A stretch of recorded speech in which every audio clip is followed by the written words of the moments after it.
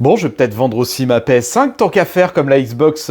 Regardez, en plus, elle est toute poussiéreuse. Ça me prouve le fait que j'utilise vraiment beaucoup. Ah, quelle horreur! Mais avant de la vendre, il faut que je puisse comparer les prix de reprise ou de revente sur Internet. Et pour ça, j'ai plusieurs magasins. Donc, j'ai Micromania, j'ai un EasyCash, ou sinon, je peux le vendre moi-même sur Le Bon Coin ou eBay. Bon, comparons les prix pour chacun de ces magasins. Alors, juste avant, regardons eBay. Les dernières ventes, nous avons quoi? 380 €. 155, ça c'est de la pièce détachée, donc vous vous rendez compte du prix, 155 ça fait beaucoup pour de la pièce détachée. Là on a quoi? Semi-HS, donc ouais bon c'est pas intéressant. Là il n'y a pas beaucoup de ventes, hein. Et là une PS5 à 320 €. Oui, parce que sachant qu'il y a différents modèles de PS5. Celle que vous voyez derrière, c'est le modèle classique.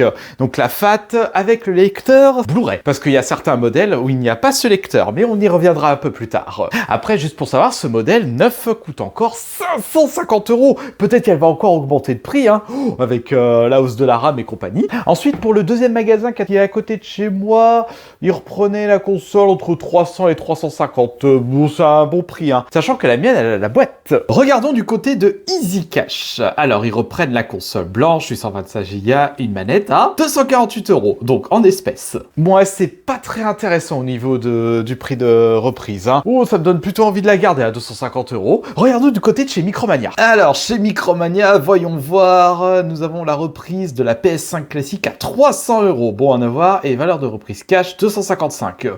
Oh, c'est à peu près pareil que EasyCash. Et si je prenais une Switch 2 en revenant la PS5, voyons voir leur offre. J'ai une PS5, et ça fait qu'ils me la reprennent 350 €. Bon, c'est un tout petit peu plus intéressant. Mais bon, c'est pas des prix très intéressants au niveau de la reprise. Après, je peux très bien la revendre moi-même. Mais bon, comme pour la Xbox, il y a les frais et compagnie, hein. Non, je vais plutôt la garder. Elle est très bien chez moi.